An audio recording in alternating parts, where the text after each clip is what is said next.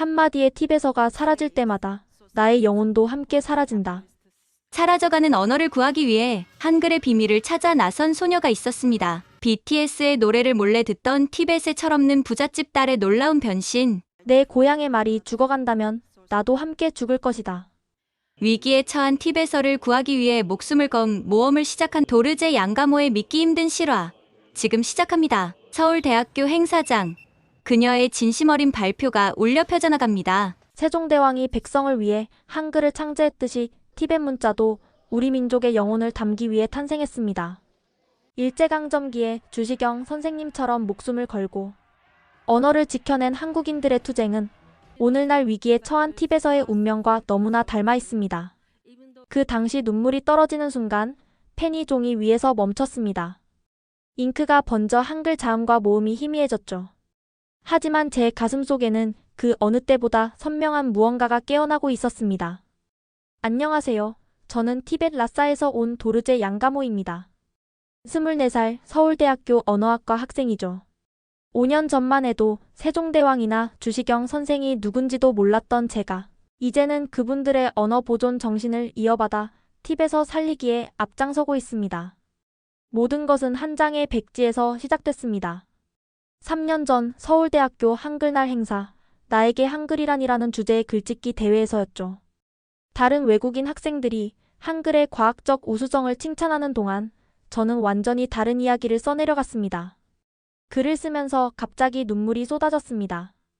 한글의 역사를 공부하면서 알게 된 주시경과 그의 제자들이 감옥에서도 한글 사전을 편찬했던 이야기가 현재 사라져가는 티베서의 현실과 중첩되었기 때문이죠. 그 눈물로 번진 글이 제 인생을 뒤바꿔 놓을 줄은 몰랐습니다. 심사위원 교수님이 제 글을 읽고 펑펑 우셨다고 합니다. 다음 날 한 한국 학생이 제 글을 번역해 SNS에 올렸고 24시간 만에 조회수 100만을 돌파했습니다. 그 글짓기 대회 이후 제 삶은 180도 바뀌었습니다. 단순한 K-팝 팬에서 티베서와 한글의 연결고리를 연구하는 학자의 길로 들어서게 된 거예요. 지금은 8천만 명이 넘는 사람들이 제 이야기를 알게 됐고 전 세계 소수 언어 보존 운동에도 작은 변화의 바람이 불기 시작했습니다. 하지만 이런 일들이 일어나기 전 저는 그저 티벳에 부유한 집안에서 아무 걱정 없이 자란 평범한 소녀였어요. 제가 어떻게 BTS의 팬에서 세계적인 언어학자가 되었는지 그 놀라운 여정을 지금부터 들려드리겠습니다. 저희 집은 라싸에서 가장 오래된 상인 가문 중 하나입니다.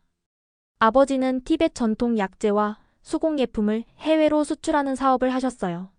저는 2001년 티벳의 수도 라싸에서 태어났습니다. 우리 가문은 여러 세대에 걸쳐 티벳 문화유산을 지키고 전통 상업을 이어온 명문가였어요. 고급 주택가에 위치한 저희 집은 티벳 전통 양식과 현대적 편의시설이 조화롭게 어우러진 곳이었습니다. 어릴 때부터 저는 특별한 환경에서 자랐어요. 개인 교사가 영어, 중국어, 티베서를 가르쳐 주셨고 주말에는 전통 티벳 악기와 춤을 배웠죠.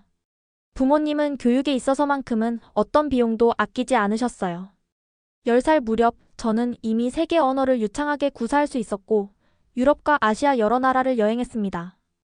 아버지는 항상 양가모, 넌 다른 티벳 아이들보다 훨씬 많은 기회를 가졌으니 그만큼 우리 문화를 지키는데 더 큰 책임이 있단다라고 말씀하셨어요. 하지만 솔직히 말하자면 당시에 저는 그런 말씀이 와닿지 않았습니다. 그저 부모님의 재력으로 누릴 수 있는 특권들에만 관심이 있었죠. 고등학생 때는 세계 최고급 브랜드 가방과 옷을 수집하는 것이 취미였어요. 친구들 사이에서 제가 새로운 명품을 들고 오면 모두가 부러워했죠. 지금 생각하면 정말 철없던 시절이에요. 라싸의 국제학교를 다니면서 저는 세계 각국에서 온 부유층 자녀들과 교류했습니다. 여름방학에는 스위스 명문 사립학교에서 단기 프로그램을 수강하고 겨울에는 가족과 함께 몰디브나 하와이로 휴가를 떠났어요. 티벳의 많은 젊은이들이 경제적 어려움과 문화적 압박 속에서 살아갈 때 저는 사실상 그런 현실과 동떨어진 버블 속에서 살아가고 있었던 겁니다. 제 친구들 대부분은 부유한 가정의 자녀들이었어요. 우리는 라싸의 가장 비싼 카페에 모여 세계 패션 트렌드나 유명 대학 진학에 관한 이야기를 나눴죠. 티벳의 실제 현실이나 우리 언어가 처한 위기 같은 이야기는 거의 하지 않았어요. 부모님은 제가 영국이나 미국의 명문대학에 진학하기를 바라셨습니다. 저 역시 그것이 당연한 진로라고 생각했어요. 모든 것이 계획대로 진행되고 있었죠. 17살에는 이미 IELTS 시험에서 높은 점수를 받았고 옥스포드 대학교 지원을 준비하고 있었습니다. 지금 돌이켜보면 당시에 저는 너무나 무지했어요. 제가 가진 특권이 얼마나 큰지도 모르고 우리 티벳 문화가 처한 위기에 대해서도 진지하게 생각해 본 적이 없었거든요. 하지만 운명은 때로 예상치 못한 방향으로 흘러가기 마련이죠. 제 인생의 방향을 완전히 바꿔놓은 그날이 오기 전까지는요. 그리고 그 운명의 날은 제가 처음으로 방탄소년단의 음악을 들었을 때였습니다. 지금 생각해보면 정말 사소한 계기였지만 그것이 제 인생의 궤도를 완전히 바꿔놓을 줄은 누구도 예상하지 못했습니다. 처음 BTS의 스프링데이를 들었을 때 이 노래가 제 인생을 바꿀 거라고는 상상도 못했어요. 한국어도 몰랐는데 왜 이렇게 가슴이 떨리는지 이해할 수 없었죠. 2018년 겨울 저는 18살 생일을 맞이했습니다. 부모님께서는 생일 선물로 큰 파티를 열어주셨고 라싸의 부유층 자녀들이 모두 모였죠. 파티가 한창일 때 제 절친한 친구 채링이 흥분해서 저에게 다가왔어요. 양가모 이거 한번 들어봐. 한국 아이돌인데 요즘 전 세계적으로 인기래. 채링이 건넨 에어팟을 통해 들려온 노래는 방탄소년단의 스프링데이였습니다. 가사의 의미는 전혀 알 수 없었지만 멜로디와 목소리에 담긴 감정이 저를 사로잡았어요. 그날 밤 파티가 끝나고 방으로 돌아와 BTS에 대해 검색하기 시작했어요. 1시간이 지나고 2시간이 지나고 새벽이 될 때까지 그들의 음악과 퍼포먼스에 빠져 있었죠. 다음 날부터 저는 본격적으로 방탄소년단의 음악을 듣기 시작했습니다. 블러드 스웨덴드 테즈, I need you fake love. 하나하나 들을수록 더 깊이 빠져들었어요. 가사의 의미를 알고 싶어서 번역을 찾아보기 시작했죠. 가사를 읽어보니 더 놀라웠어요. 단순한 사랑 노래가 아니라 청년의 고민, 사회적 압박, 자아 찾기에 관한 깊은 메시지가 담겨 있었거든요. 이런 주제를 팝 음악으로 표현할 수 있다는 게 신선했습니다. 그렇게 한 달 동안 방탄소년단의 모든 노래와 영상을 섭렵했습니다. 그들의 성장 스토리도 매력적이었어요. 대형 기획사가 아닌 작은 회사에서 시작해 전 세계적인 스타가 되기까지의 여정이 놀라웠습니다. BTS 멤버들이 인터뷰에서 한국어의 아름다움에 대해 말한 것이 기억에 남았어요. 우리 노래는 한국어로 부를 때 가장 아름답다고 했죠. 그 말을 듣고 처음으로 한국어를 배워볼까? 하는 생각이 들었습니다. 호기심에 시작한 한국어 공부는 생각보다 재미있었습니다. 한글의 체계적인 구조와 발음 규칙이 논리적이어서 배우기 쉬웠어요. 처음에는 유튜브 영상으로 독학했지만 곧 라싸의 한국어 학원을 찾아갔습니다. 학원 선생님이 놀라셨어요. 양가모 학생은 발음 감각이 타고난 것 같아요. 특히 한국어의 받침 발음을 티베신들이 잘 구사하는 경우가 많아요. 우리 언어의 음운 체계가 비슷하거든요. 그 말을 들은 순간 뭔가 운명적인 것을 느꼈습니다. 한국어 공부에 빠져들수록 단순히 노래 가사를 이해하는 차원을 넘어 한국 문화 전반에 관심이 생겼습니다. 한국 드라마와 영화를 보기 시작했고 한국 역사책도 읽었어요. 가장 충격적이었던 건 한국이 일제강점기에 자국 언어를 지키기 위해 얼마나 치열하게 싸웠는지 알게 된 것이었어요. 그리고 그 과정에서 세종대왕과 주시경 선생 같은 분들의 이야기를 접하게 되었죠. 어느 날 밤 저는 옥스포드 대학 대신 한국 유학을 가고 싶다는 생각이 들었습니다. 처음에는 부모님께 말하기가 두려웠어요. 명문 영국 대학을 포기하고 아시아의 한 나라로 유학을 간다니 반대하실 게 뻔했으니까요. 하지만 놀랍게도 부모님은 제 이야기를 진지하게 들어주셨어요. 내가 정말 관심 있고 열정을 느끼는 것이라면 우리는 내 결정을 존중한다고 하셨죠. 그 순간 저는 정말 행운아라는 생각이 들었습니다. 방탄소년단을 통해 시작된 한국에 대한 관심은 제 인생의 새로운 길을 열어주었습니다. 단순한 K-팝 팬에서 시작해 한국 문화와 언어의 깊이에 매료된 저는 이전과는 완전히 다른 사람이 되어가고 있었습니다. 그리고 그 변화는 티벳으로 돌아왔을 때 제 고향도 새로운 시각으로 바라보게 만들었습니다. 아버지께서는 제게 늘 이런 말씀을 하셨어요. 진정한 부는 경험과 지식이다. 제가 한국 유학을 선택했을 때 부모님은 물질적 지원뿐만 아니라 정신적으로도 큰 힘이 되어주셨죠. 한국 유학을 결심한 후 저는 본격적으로 준비를 시작했습니다. 라사의 한국어 학원에서 매일 4시간씩 공부했고 밤에는 한국 역사와 문화 관련 책을 읽었어요. 목표는 서울대학교 국제학부 입학이었습니다. 부모님의 반응은 제 예상보다 훨씬 긍정적이었어요. 특히 아버지는 제가 옥스포드가 아닌 서울대를 선택한 이유를 들으시고는 깊이 공감해 주셨어요. 양가모, 가끔은 남들이 가지 않는 길을 선택하는 용기가 필요하단다. 내가 그 길에서 무엇을 배우고 돌아올지 기대되는구나. 아버지는 직접 부산의 사업 파트너에게 연락해 한국 교육 시스템과 문화에 대한 정보를 수집하셨습니다. 어머니는 더 실용적인 부분을 도와주셨어요. 한국 음식을 함께 요리해보고 한국 예절에 대해 공부하셨죠. 어머니는 저보다 더 열심히 준비하셨어요. 어느 날은 한국 전통차 예절을 배우는 영상을 보고 계시더라고요.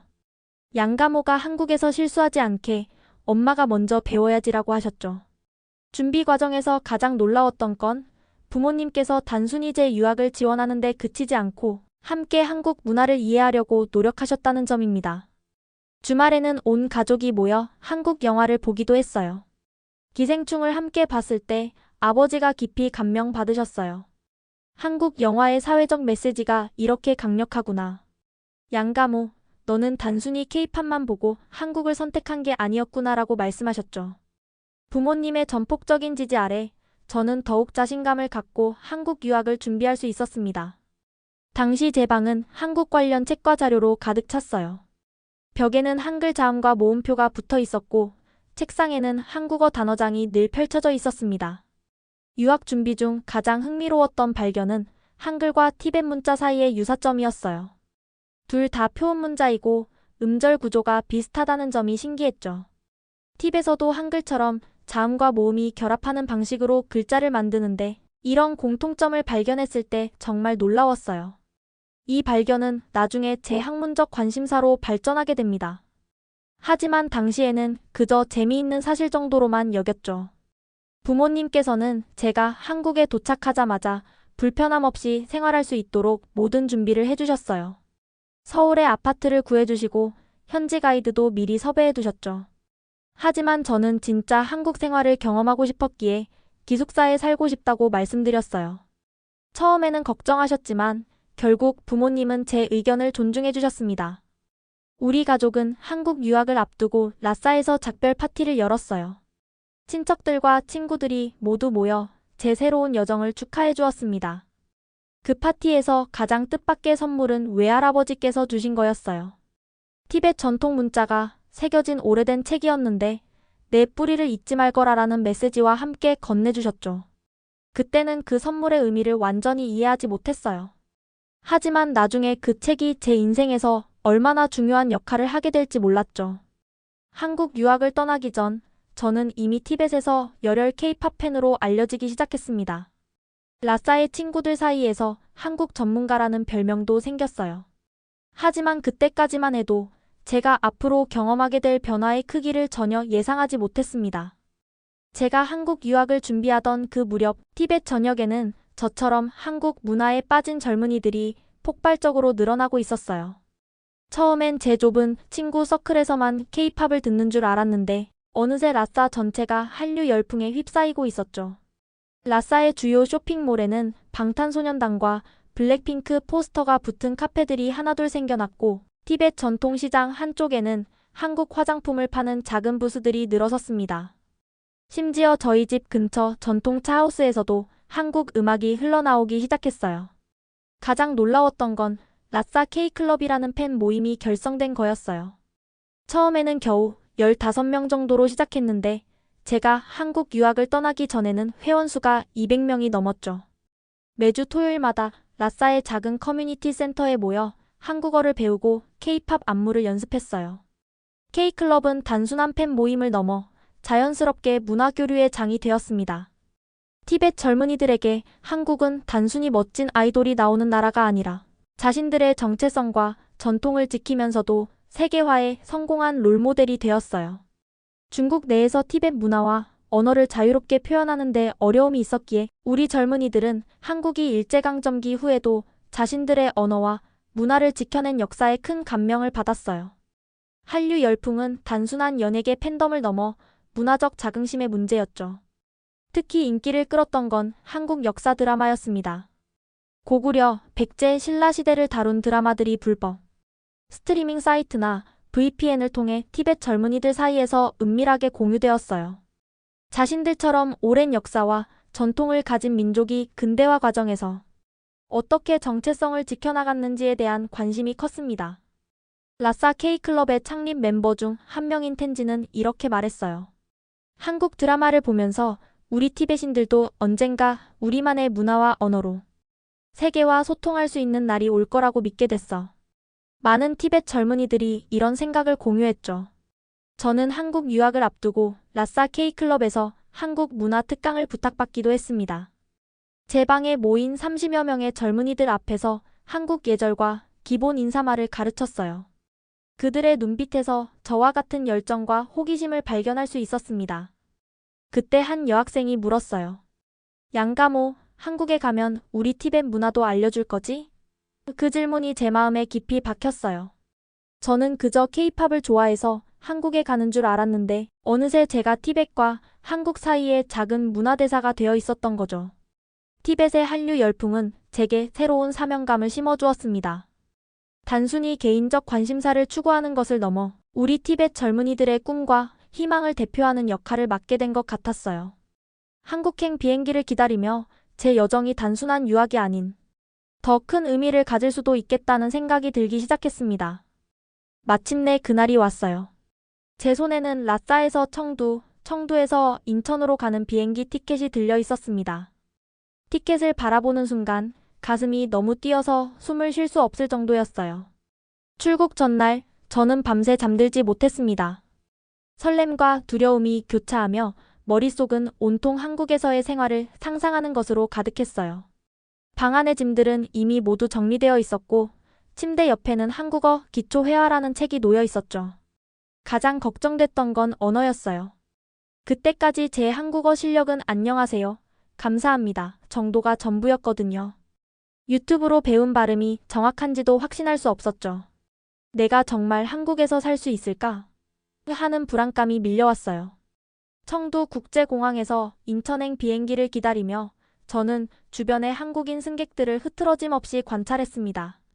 그들의 패션, 대화 방식, 심지어 음료를 마시는 제스처까지도요. 마치 제가 곧 합류할 새로운 세계에 대한 예습 같았어요. 비행기 안에서 처음으로 한국 승무원과 마주쳤을 때가 기억나요.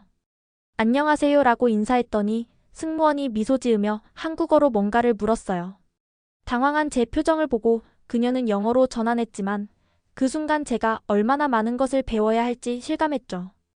4시간의 비행 동안 제 마음은 희망과 불안 사이를 오갔습니다. 창밖으로 구름을 바라보며 티벳의 세계와 한국의 세계 사이에 있는 저 자신을 발견했어요. 두 문화 사이의 다리가 되겠다는 막연한 꿈이 있었지만 실제로 그것이 어떤 모습일지는 아직 알 수 없었습니다. 비행기가 인천 상공에 진입했을 때 창문 너머로 보이는 서해의 풍경이 너무 아름다웠어요. 섬들 사이로 보이는 햇빛의 반짝임이 마치 저를 환영하는 것 같았죠. 그 순간 모든 불안감이 사라지고 내가 정말 여기 있구나라는 실감이 밀려왔어요. 인천국제공항에 첫 발을 내딛는 순간 제 인생의 새로운 장이 시작되었습니다. 이 먼 나라에서 저는 단순한 유학생을 넘어 제 문화와 정체성에 대해 더 깊이 생각하게 될 운명이었죠. 그때는 물론 그런 미래를 전혀 예상하지 못했습니다. 서울대학교 정문 앞에 섰을 때 마치 꿈을 꾸는 것 같았어요. 아카시아 나무가 늘어선 캠퍼스 입구, 한글로 쓰인 현수막들, 자전거를 타고 지나가는 학생들. 모든 것이 생생하게 제 눈앞에 펼쳐져 있었지만 머릿속은 내가 정말 여기에 있구나라는 생각으로 멍했어요. 서울에 도착한 지 일주일 만에 저는 드디어 서울대학교 국제학부 신입생 오리엔테이션에 참석했습니다. 아침 일찍 일어나 한국 학생들에게 어울리는 옷차림을 고르느라 한참을 고민했죠. 결국 심플한 청바지에 흰 티셔츠, 그리고 가족들이 선물해준 티벳 전통 팔찌를 착용했습니다. 오리엔테이션 장소에 들어서자 저는 가장 구석진 자리를 찾아 앉았어요. 주변을 둘러보니 다양한 국적의 학생들이 있었지만 티벳 출신은 저 혼자인 것 같았죠. 그때 옆자리에 앉은 미국 출신 소피아가 말을 걸어왔어요. 너 어디서 왔니? 티벳에서 왔다고 답하자 그녀의 눈이 커졌어요. 와, 정말? 한국에 티벳 학생이 있다니 신기하다. 그날의 오리엔테이션은 대부분 영어로 진행되었습니다. 한국어 실력이 아직 부족했던 저에게는 다행이었죠. 다른 유학생들과 달리 저는 모든 설명을 놓치지 않으려 필사적으로 메모했습니다. 도서관 이용법, 학생증 발급, 수강 신청 방법. 모든 것이 새롭고 낯설었지만 동시에 흥미진진했어요. 점심시간에 처음으로 학교 식당에 갔을 때의 당혹감이 아직도 기억나요. 쟁반을 들고 줄을 서서 기다리는데 주문은 어떻게 하는지, 돈은 어디서 내는지 전혀 감이 잡히지 않았거든요. 결국 앞사람들이 하는 대로 따라했는데 식판에 담긴 낯선 반찬들을 보며 또 한 번 문화 충격을 경험했죠. 오후 세션에서는 각자 자기소개를 하는 시간이 있었습니다. 차례가 되자 저는 조금 떨리는 목소리로 말했어요. 안녕하세요. 저는 티벳 라사에서 온 도르제 양가모입니다. BTS 덕분에 한국 문화에 관심을 갖게 되었고 특히 한글의 큰 매력을 느껴 이곳에 오게 되었습니다. 제 소개가 끝나자 교수님이 특별히 관심을 보이셨어요. 티벳 문자와 한글 사이에 흥미로운 유사점이 있다고 들었는데 이후에 더 이야기해보면 좋겠네요. 그 말씀의 순간 가슴이 뛰었어요. 제가 우연히 발견했던 두 언어 사이의 연결점이 학문적으로도 의미가 있을지 모른다는 생각이 처음으로 들었죠. 첫날을 마치고 기숙사로 돌아오는 길, 캠퍼스의 석양이 너무 아름다워 잠시 벤치에 앉았습니다. 그날의 경험을 정리하며 일기를 썼어요. 오늘부터 진짜 나의 한국 생활이 시작되었다. 모든 것이 낯설고 어렵지만 이곳에서 찾게 될 새로운 나를 기대한다. 서울대 신입생 오리엔테이션 일정 중에 국립한글박물관 방문이 포함되어 있다는 안내를 받았을 때 저는 그저 일반적인 문화체험 프로그램이라고 생각했어요. 하지만 그날의 방문이 제 인생의 방향을 완전히 바꿔놓을 줄은 상상도 못했죠. 국제학부 신입생들은 단체로 버스에 탑승해 국립한글박물관으로 향했습니다. 버스 안에서 옆자리에 앉은 일본 유학생 켄지와 이야기를 나누었어요. 그는 일본 문자 히라가나와 가타카나의 특징을 설명해 주었고 저는 티벳 문자 시스템에 대해 간략히 소개했습니다. 켄지에게 티벳 문자를 보여주기 위해 제 노트에 몇 글자를 적었는데 그때 우연히 한글과 티벳 문자를 나란히 써보게 되었어요. 문득 두 문자 체계의 구성 원리가 놀랍도록 비슷하다는 것을 다시 한번 깨달았죠. 박물관에 도착해서 가이드의 안내를 따라 전시실을 둘러보기 시작했습니다. 그곳에서 저는 한글 창제의 역사와 세종대왕의 이야기를 처음으로 접하게 되었어요. 특히 인상적이었던 건 훈민정음 해례본 전시였습니다. 가이드가 훈민정음의 창제 원리를 설명할 때 갑자기 귀가 번쩍 뜨이는 느낌이었어요. 한글은 자음과 모음이 결합해 글자를 이루는 과학적인 문자 체계입니다. 자음은 발음기관의 모양을 본떠 만들었고 모음은 하늘, 땅, 사람의 철학적 개념을 담고 있습니다. 이 설명을 듣는 순간 티벳 문자도 비슷한 원리로 구성되어 있다는 사실이 떠올랐어요. 다른 학생들이 다음 전시물로 이동할 때 저는 가이드에게 다가가 티벳 문자와의 유사성에 대해 물어보았습니다.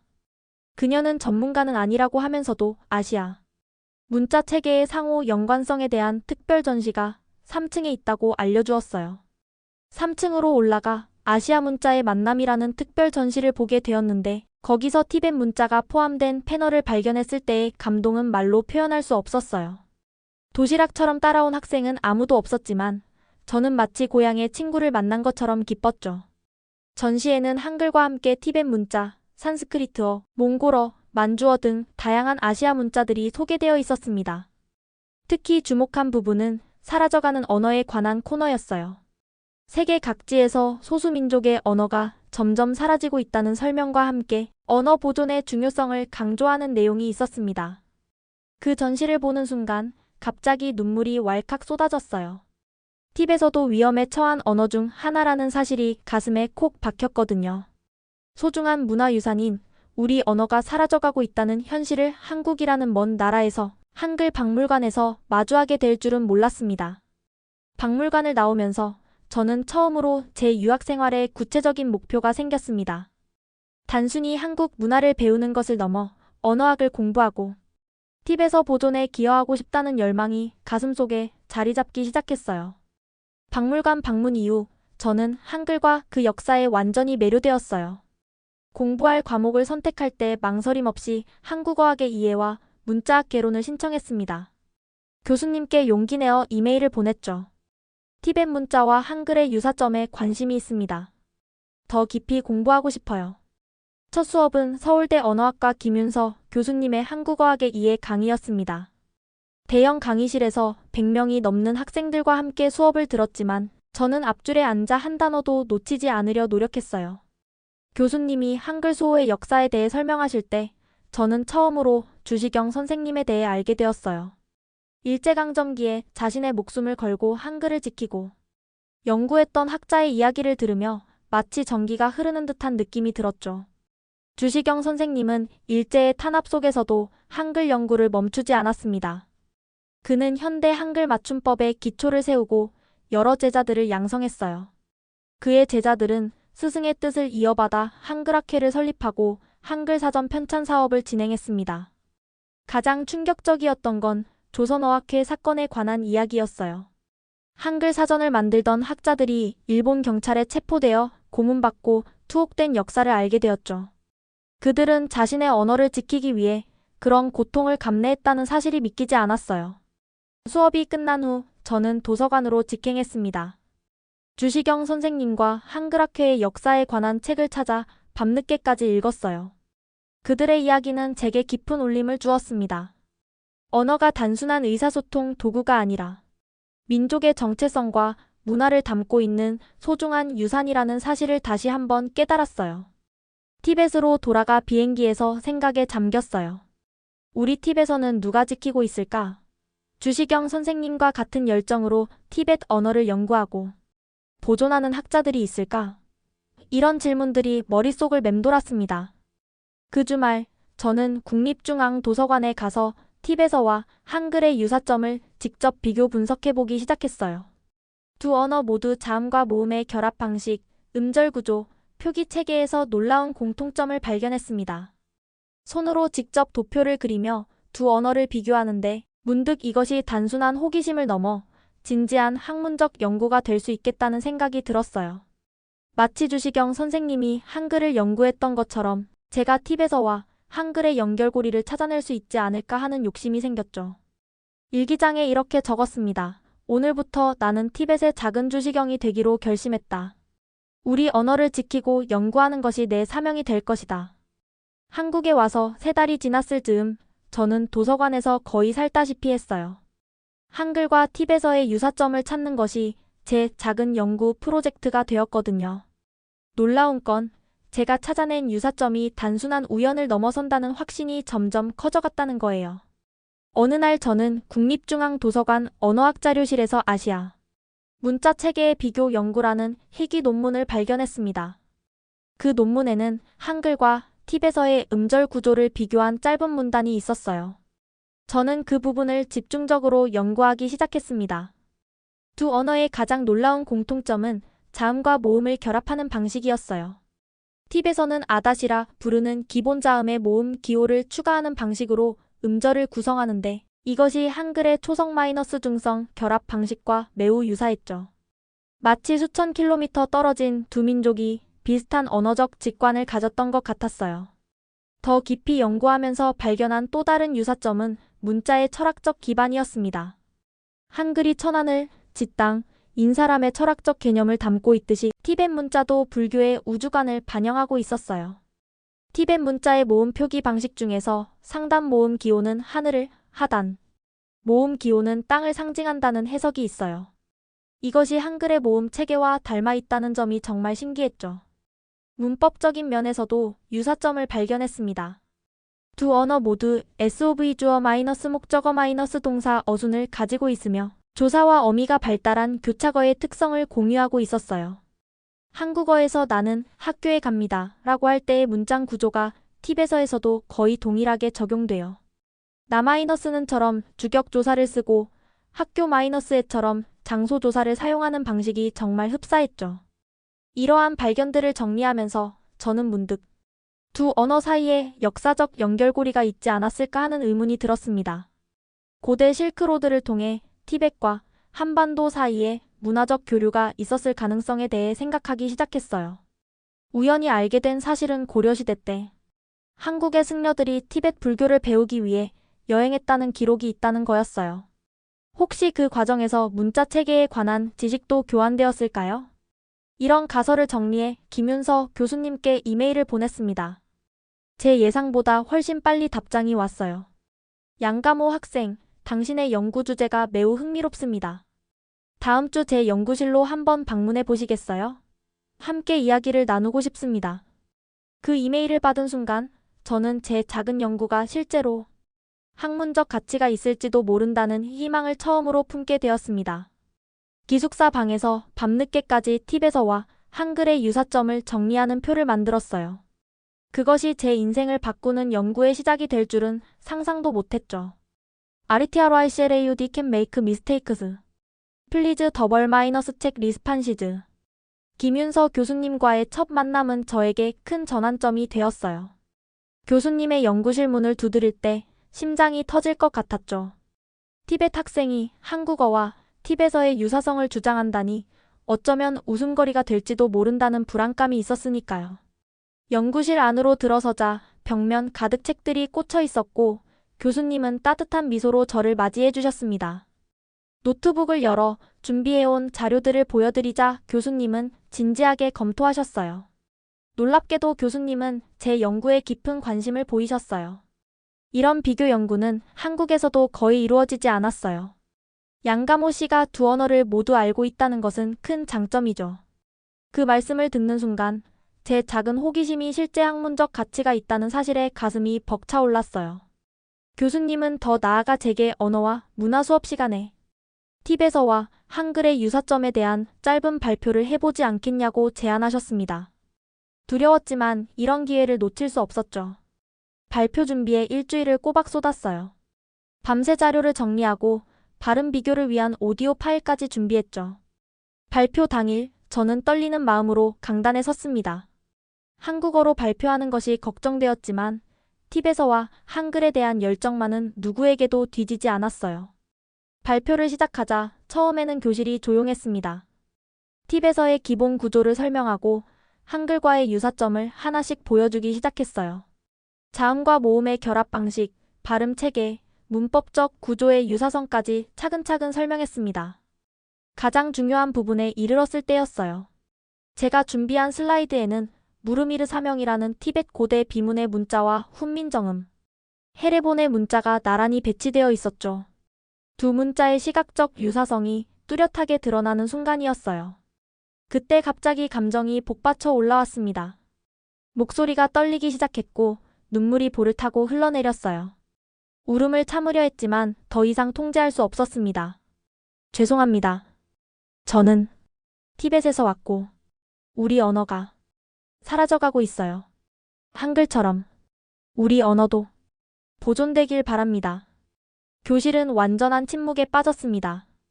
얼굴을 들어보니 많은 학생들이 저를 진지하게 바라보고 있었고 교수님의 눈에도 감동의 빛이 어려 있었어요.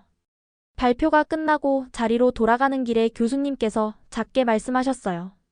양가모 학생, 오늘 우리에게 소중한 것을 나눠줘서 고맙습니다. 다음 주에 연구실로 다시 오세요. 도와드릴 게 있을 것 같네요. 그날 저는 단순한 유학생에서 진정한 연구자로 첫 걸음을 내딛었습니다. 교수님과의 후속 미팅에서 가장 놀라운 제안을 받았어요. 양가모 학생, 이 연구를 더 많은 사람들과 공유하면 어떨까요? 전문적인 논문도 좋지만 대중들도 이해하기 쉬운 방식으로 알리면 더 큰 영향력을 가질 수 있을 거예요. 교수님의 제안에 따라 저는 SNS 계정을 만들어 티벳어와 한글의 유사점을 소개하는 짧은 영상을 제작하기 시작했습니다. 첫 영상은 매우 간단했어요. 제가 티벳어와 한글을 나란히 쓰면서 발음 차이와 유사점을 설명하는 3분짜리 클립이었습니다. 처음에는 친구들 몇 명만 보게 될 거라고 생각했어요. 그런데 아침에 일어나 보니 조회수가 5만을 넘어가고 있었죠. 수많은 한국인들이 자신들의 문자와 티벳 문자의 유사성에 놀라워하는 댓글을 남겼고 전 세계 언어학도들도 관심을 보이기 시작했어요. 특히 많은 시청자들의 관심을 끌었던 부분은 두 언어의 철학적 공통점이었습니다. 팁에서의 자음이 기역, 니은, 디귿과 같은 한글 자음과 시각적으로 유사할 뿐 아니라 발음 위치에 따른 분류 체계도 비슷하다는 점을 보여주었어요. 저는 거의 매일 새로운 영상을 업로드했어요. 팁에서로 한국 노래 부르기, 한글과 팁에서로 같은 문장 쓰기, 티베진이 가르쳐주는 한글 발음, 꿀팁 등 다양한 주제로 콘텐츠를 만들었죠. 특히 인기를 끌었던 영상은 훈민정음 서문을 팁에서로 번역해보기였습니다. 저는 세종대왕의 명언 누구나 쉽게 배우고 일상에서 편하게 쓸 수 있는 문자가 필요하다는 구절을 팁에서로 번역하며 두 언어의 문법적 구조가 얼마나 유사한지 보여주었어요. 영상을 올린 지 2주 만에 팔로워가 10만 명을 넘어섰어요. 한국 언론에서도 연락이 오기 시작했고 대학 내에서도 많은 사람들이 저를 알아보기 시작했죠. 티벳-한글 소녀라는 별명까지 생겼어요. 이 갑작스러운 관심은 단순한 인기를 넘어 제 연구에 대한 진지한 관심으로 이어졌습니다. 세계 각국의 언어학자들이 이메일을 보내왔고 티벳 커뮤니티에서도 큰 반향을 일으켰어요. 저는 처음으로 제가 티벳 문화의 대사가 되어가고 있다는 사실을 실감했습니다. 티벳에 있는 가족과 영상통화를 했을 때 아버지는 자랑스러운 눈빛으로 말씀하셨어요. 양가모, 넌 이제 그저 BTS 팬이 아니라 우리 티벳의 미래를 위해 일하고 있구나. SNS에서의 인기가 절정에 달했을 때 저는 처음으로 언어와 정치가 얼마나 밀접하게 연결되어 있는지 뼈저리게 깨닫게 되었어요. 어느 날 아침, 라싸에 계신 부모님으로부터 급한 전화가 왔습니다. 부모님의 목소리는 평소와 달리 떨리고 있었습니다. 아버지는 주변을 의식한 듯 작은 목소리로 말씀하셨어요. 양가모, 어제 경찰이 집에 왔었다. 내가 올린 영상 때문에 분리주의 활동을 조사한다고 했어. 그 순간 온몸에 소름이 돋았어요. 제가 단순히 언어학적 관점에서 연구하고 공유했던 내용이 정치적 행위로 해석될 수 있다는 사실을 미처 생각하지 못했거든요. 더 충격적이었던 건 부모님이 경찰서에 소환되어 조사를 받았다는 사실이었죠. 다음 날 서울대 기숙사로 중국 영사관에서 온 공문이 배달되었습니다. 중화인민공화국 국가안전법 위반 가능성에 대한 경고장이라는 제목의 문서였어요. 티벳 분리주의를 조장하고 중국의 영토 완전성을 훼손할 수 있는 콘텐츠 배포를 즉시 중단하라는 내용이었습니다. 그 경고장을 읽는 순간 손이 떨려 종이를 제대로 붙잡을 수 없었어요. 영사관 직원은 냉정한 목소리로 당신의 활동이 계속된다면 티벳에 있는 가족들의 안전을 보장할 수 없다고 말했죠. 그때 처음으로 제가 한 행동이 사랑하는 가족들에게 위험을 가져올 수 있다는 사실을 깨달았어요. 공포와 혼란 속에서 김윤서 교수님을 찾아갔습니다. 교수님은 제 상황을 듣고 심각한 표정을 지으셨지만 동시에 위로의 말씀도 건네주셨어요. 양가모 학생, 언어 연구가 이렇게 정치적인 문제가 된다는 것이 매우 안타깝습니다. 하지만 학문의 자유와 가족의 안전 사이에서 선택해야 한다면 지금은 가족을 먼저 생각해야 할 때일 수도 있어요. 그날 저녁 더 충격적인 일이 벌어졌습니다. 제 SNS 계정으로 수십 개의 협박 메시지가 쏟아졌어요. 티벳 분리주의자, 중국의 적, 가족을 위험에 빠뜨리는 배신자라는 메시지들이었죠. 일부 메시지에는 라싸에 있는 저희 집 주소까지 적혀 있었습니다. 그 순간 정말 두려웠어요. 학문적 열정으로 시작한 일이 이렇게 위험한 상황으로 번질 줄은 상상도 못했죠. 밤새 잠을 이루지 못하고 고민했어요. 이미 10만 명 이상이 본 영상들을 내려야 하는지 아니면 학문적 진실을 위해 계속 싸워야 하는지. 다음 날 아침 더 큰 충격이 기다리고 있었습니다. 제 계정이 해킹당해 모든 영상이 삭제되었고 대신 티벳은 항상 중국의 일부였다는 내용의 게시물이 올라와 있었어요. 비밀번호를 변경하려 했지만 이미 접근 권한을 완전히 잃은 상태였습니다. 혼란스러운 마음으로 SNS 고객센터에 해킹 신고를 했지만 답변은 냉정했어요. 계정 소유권 확인이 어렵다는 이유로 복구가 불가능하다고 했죠. 그렇게 저는 하루아침에 수천 시간 동안 쌓아온 연구 자료와 3만 명의 팔로워를 모두 잃게 되었습니다. 계정을 해킹당한 후 저는 완전히 무너졌어요. 며칠 동안 방에서 나오지 않고 눈물만 흘렸죠. 그것은 단순한 SNS 계정의 상실이 아니라 제 정체성과 꿈의 일부를 잃어버린 것 같은 느낌이었으니까요. 그 와중에도 팔로워들은 저를 찾았습니다. 새로운 계정을 만들어 활동을 이어가라는 응원 메시지가 쏟아졌어요. 일부 한국 언론에서도 티벳 유학생의 콘텐츠가 중국 정부에 의해 검열당했다는 기사를 내보냈습니다. 가장 마음이 아팠던 건 티벳에서 몰래 메시지를 보내온 젊은이들의 이야기였어요. 당신 덕분에 우리 언어에 자부심을 느끼게 되었다. 계속해서 목소리를 내주세요 라는 메시지들이 저를 더욱 괴롭게 했죠. 하지만 현실은 냉혹했습니다. 티벳에 계신 부모님은 계속해서 감시받고 있었고 매일 경찰서에 출석해 저에 대한 질문에 답해야 했어요. 심지어 아버지의 사업 파트너들마저 하나둘 떠나가기 시작했습니다. 어느 날 밤 어머니가 몰래 전화를 주셨어요. 양가모, 우리는 괜찮으니 내 공부에만 집중하렴이라고 말씀하셨지만 어머니의 목소리에서 공포가 느껴졌죠. 그날 밤 저는 결정을 내렸어요. 아무리 학문적 진실이 중요하더라도 가족의 안전보다 우선할 수는 없다고요. 다음 날 아침, 저는 새로 만든 모든 SNS 계정을 스스로 삭제했습니다. 그리고 공식적인 사과문을 올렸어요. 저의 연구가 의도치 않게 정치적 오해를 불러일으켰다면 진심으로 사과드립니다. 언어학적 호기심으로 시작한 일이었습니다. 그 사과문을 쓰는 동안 제 손가락은 무겁기만 했어요. 마치 제 영혼의 일부를 팔아넘기는 것 같았죠. 하지만 가족의 안전을 위해서라면 그 정도 희생은 감수해야 한다고 스스로를 설득했습니다. 김윤서 교수님께 찾아가 상황을 설명드렸습니다. 교수님은 깊은 이해와 함께 위로의 말씀을 건네주셨어요. 양가모 학생, 진실을 말하는 데에도 때와 방법이 있어요. 지금은 한 걸음 물러설 때일지 모르지만 그렇다고 포기하는 것은 아닙니다. 학문은 오랜 시간을 두고 발전하는 법이니까요. 그날 저녁, 저는 고향 라싸의 가족들에게 영상 게시 중단을 알리는 전화를 했습니다. 아버지는 안도의 한숨을 내쉬셨고 어머니는 눈물을 참으며 고맙다고 하셨어요. 동생은 언니, 넌 정말 용감했어라며 위로해 주었죠. 그날 밤 창밖의 서울 야경을 바라보며 생각했어요. 내가 정말 옳은 선택을 한 걸까? 진실을 포기한 건 아닐까? 하지만 그때는 그것이 유일한 선택지처럼 느껴졌습니다. 다음 날 저는 소리 없이 울면서도 제 연구 노트를 한 장씩 찢어버렸어요. SNS 계정을 모두 삭제한 후에도 제 마음은 무거웠어요. 티베서와 한글의 유사점을 공유하는 것이 제게는 그저 재미있는 취미였는데 이렇게 큰 문제가 될 줄은 정말 몰랐거든요.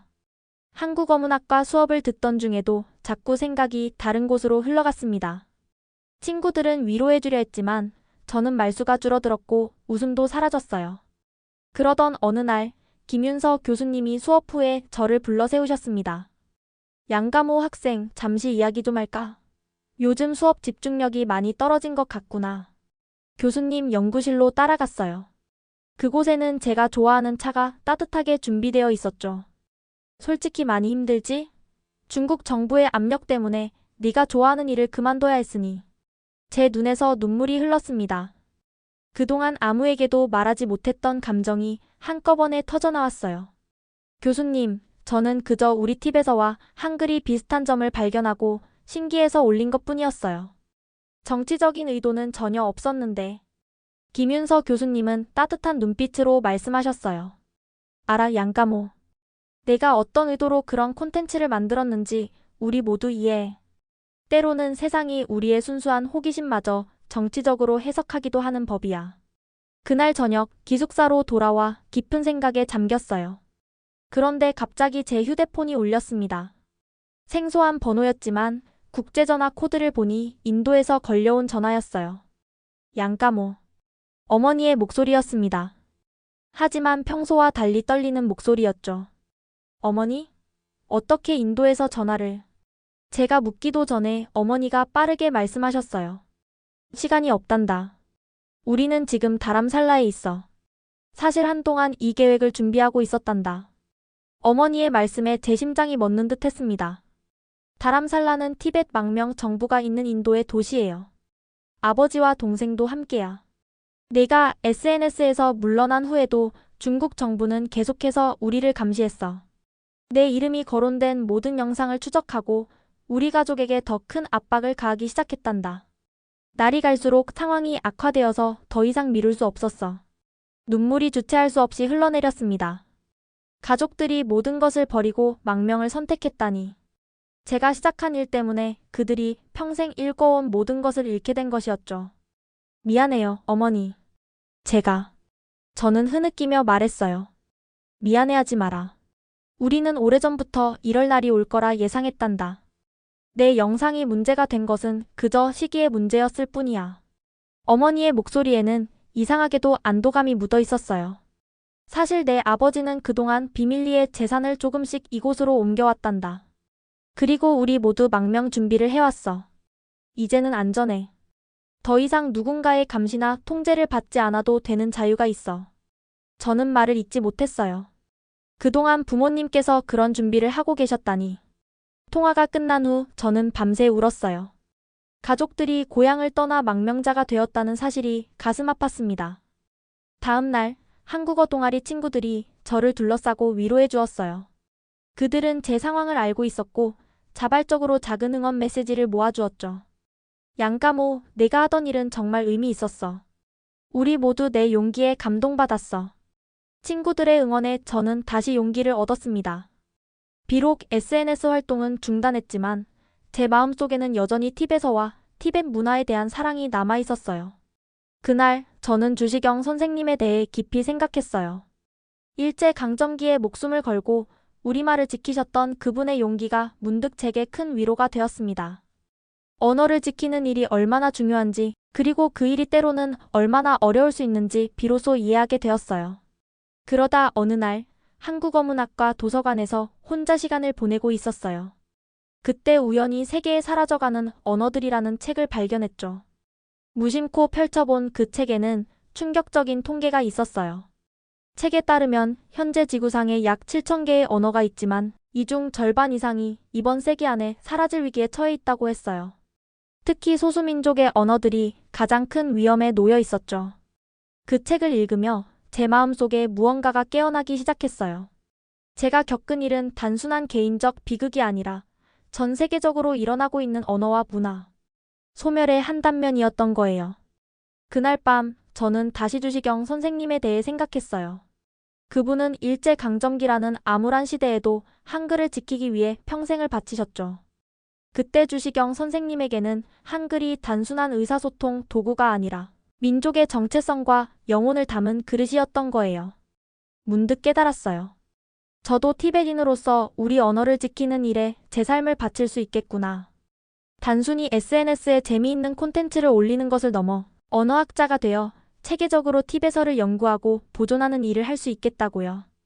다음 날 저는 오랜만에 활기찬 모습으로 김윤서 교수님을 찾아갔어요. 교수님, 저 앞으로 어떻게 해야 할지 결심했어요. 언어학을 본격적으로 공부하고 싶어요. 티베서와 다른 언어들을 비교 연구하고 소멸 위기에 처한 언어들을 보존하는 일을 하고 싶습니다.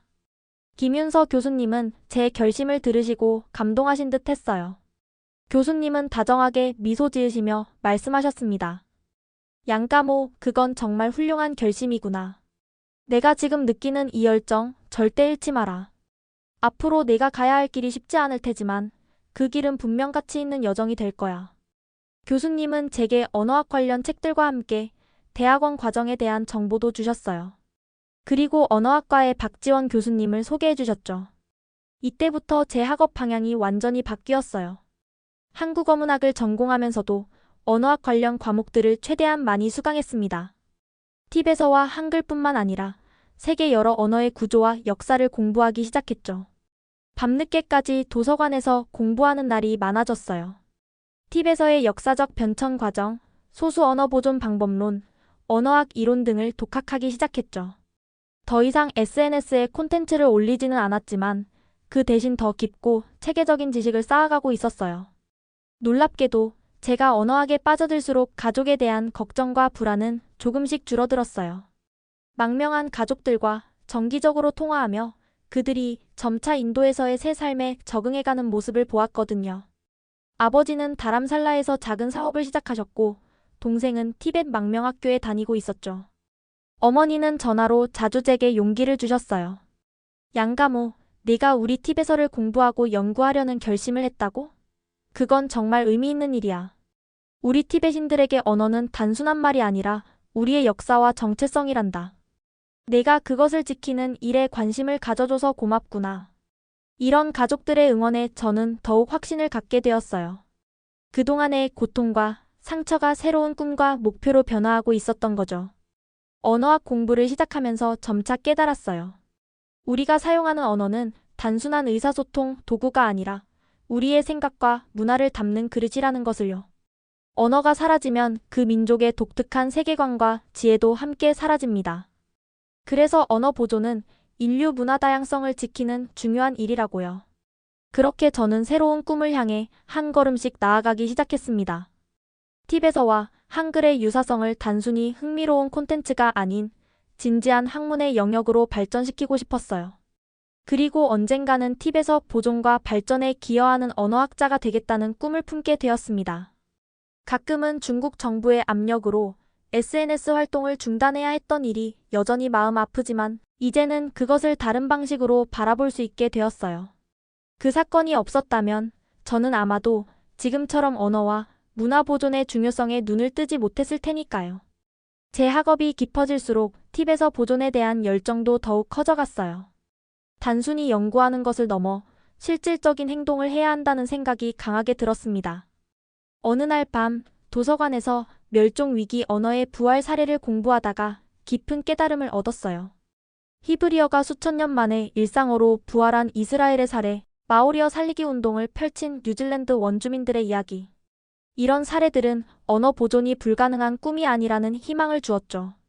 박지원 교수님을 찾아가 제 생각을 나눴어요.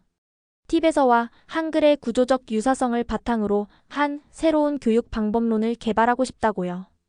교수님은 제 열정에 감동하시며 학과의 전폭적인 지원을 약속해 주셨습니다. 양가모, 내가 가진 두 문화에 대한 이해는 특별한 장점이야. 티베서를 연구하는 언어학자들은 많지만 한국어와 한글의 특성을 함께 이해하는 연구자는 너뿐일 거야. 그 독특한 시각으로 새로운 길을 개척해 보렴. 그렇게 저는 티베서 보존을 위한 한글 기반 교육 방법론 개발 프로젝트를 시작했어요. 먼저 한국에 거주하는 티벳 디아스포라 커뮤니티를 찾아다니며 현황을 조사했습니다. 충격적이었어요. 한국에 사는 티벳 가정의 2세대 아이들 대부분이 티베서를 거의 못했거든요. 부모님은 티베서로 말해도 아이들은 한국어나 영어로 대답하는 모습을 보며 가슴이 아팠습니다. 이건 한국만의 문제가 아니었어요. 전 세계 티벳 디아스포라가 직면한 현실이었죠. 이 조사 결과를 바탕으로 티벳 청년들을 위한 언어 교육 프로그램을 설계했어요. 한글의 과학적 구조를 활용해 티베서 발음과 문법을 쉽게 배울 수 있는 교재를 만들었죠. 처음에는 소규모로 시작했어요.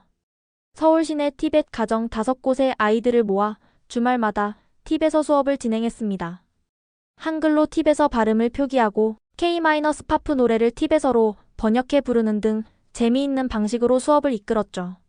놀랍게도 아이들의 반응은 엄청났어요. 어렵게만 느껴졌던 티베서가 한글을 통해 쉽게 다가온다며 즐겁게 공부했죠. 부모님들도 감동하셨고요.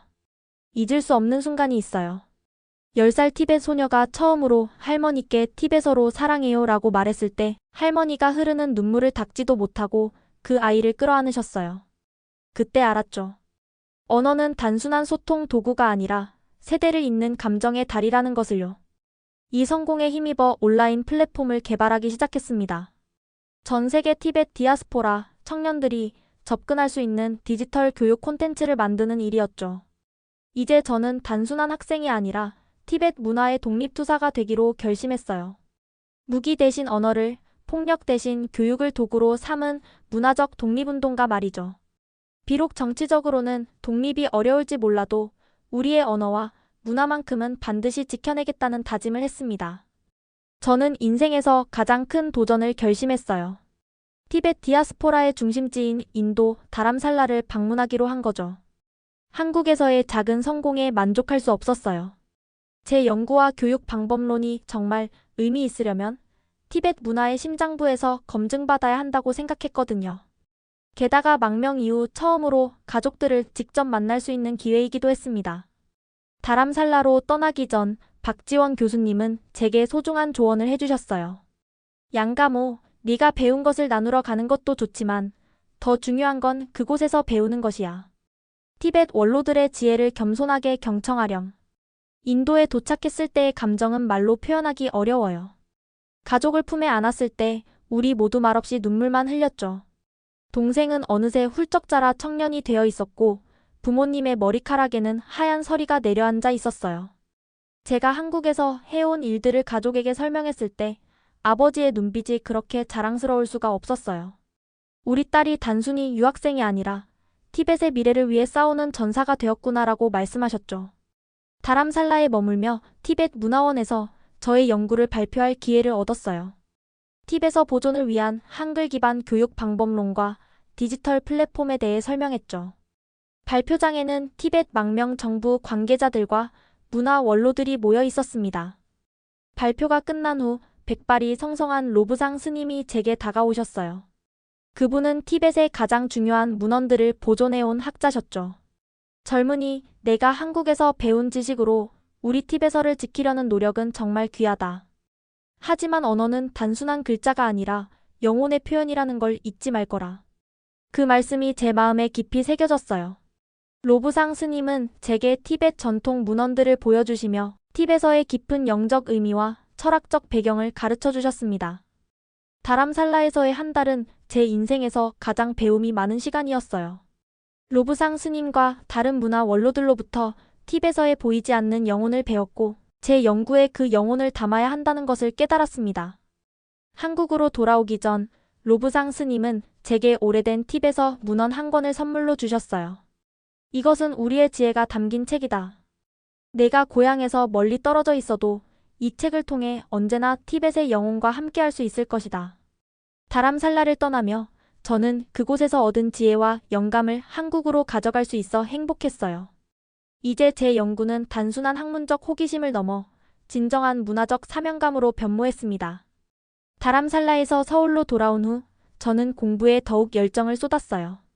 티벳 원로들에게서 배운 지혜를 바탕으로 제 방법론을 대폭 보완했습니다. 제목은 한글의 과학적 원리를 활용한 티벳어 보존 및 교육 방법론이었죠. 그리고 2024년 여름 저에게 인생의 큰 전환점이 찾아왔어요. 뉴욕에서 열리는 위기 언어 보존을 위한 국제 언어학 심포지엄의 발표자로 초청받은 거예요. 초청장을 받았을 때 손이 떨려 봉투를 제대로 열지 못했어요. 세계 각국의 저명한 언어학자들 앞에서 제 연구를 발표할 기회라니 꿈만 같았죠. 심포지엄엔 전 세계에서 모인 언어학자들로 가득 찼어요. 저는 마지막 발표자였죠. 무대에 오르기 전 심장이 터질 것 같았어요. 제 이름이 호명되는 순간 모든 불안이 사라졌어요.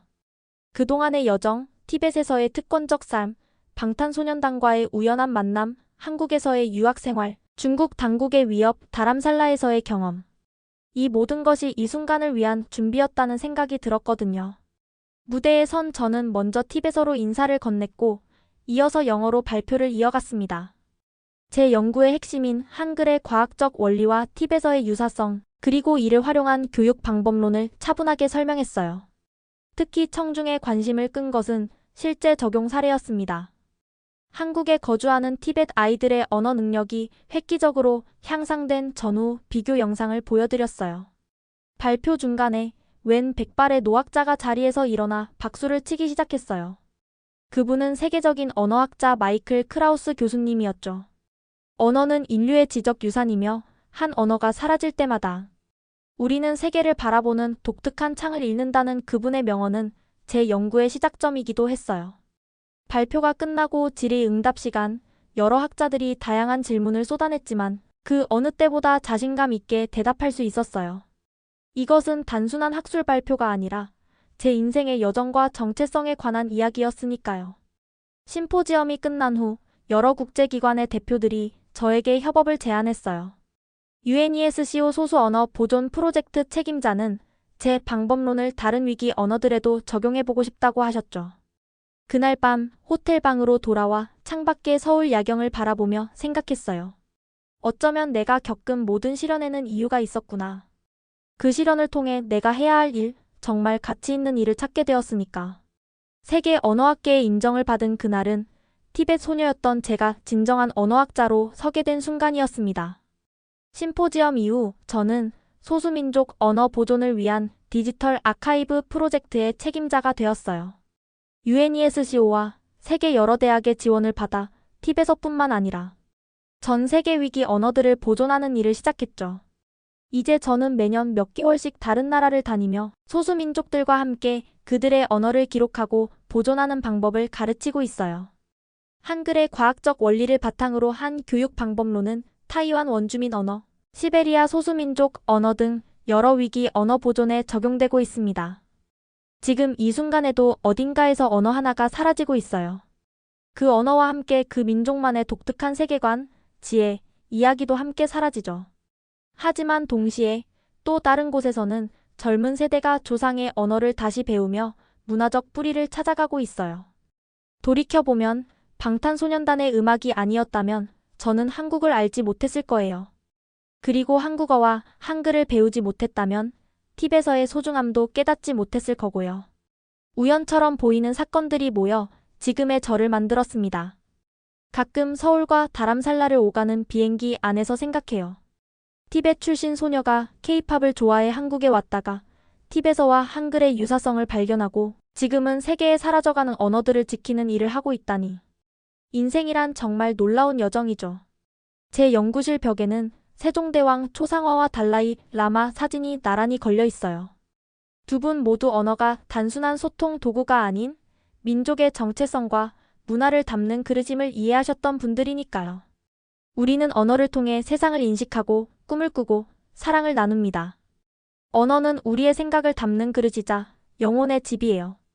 그래서 한 언어를 지키는 일은 단순히 단어들을 보존하는 것이 아니라 그 언어로 세상을 바라보던 독특한 시선을 지키는 일이죠. 제 삶은 여전히 진행 중인 여정이에요. 하지만 이제는 확신할 수 있어요. 우리의 언어가 사라지지 않는 한 우리의 문화는 영원할 것이라고요. 지금까지 티벳 소녀 도르제 양가모의 놀라운 여정이었습니다. 방탄소년단의 음악을 통해 한국 문화에 빠져든 한 소녀가 언어학자로 성장해 티벳어 보존의 선구자가 되기까지의 감동적인 이야기였죠. 언어는 단순한 의사소통 도구가 아니라 문화의 정체성을 담는 그릇입니다. 양가모의 이야기는 우리에게 언어 보존의 중요성과 문화적 다양성의 가치를 일깨워줍니다. 여러분도 자신의 언어와 문화가 소중하다고 느끼신 경험이 있으신가요? 또는 다른 문화와의 만남을 통해 새로운 인생의 전환점을 맞이하신 적 있으신가요? 댓글로 여러분의 이야기를 들려주세요. 오늘도 시청해주셔서 감사합니다. 지금까지 원더풀 해외 사연이었습니다. 구독과 좋아요 누르는 것 잊지 마시고 다음 이야기에서 또 만나요.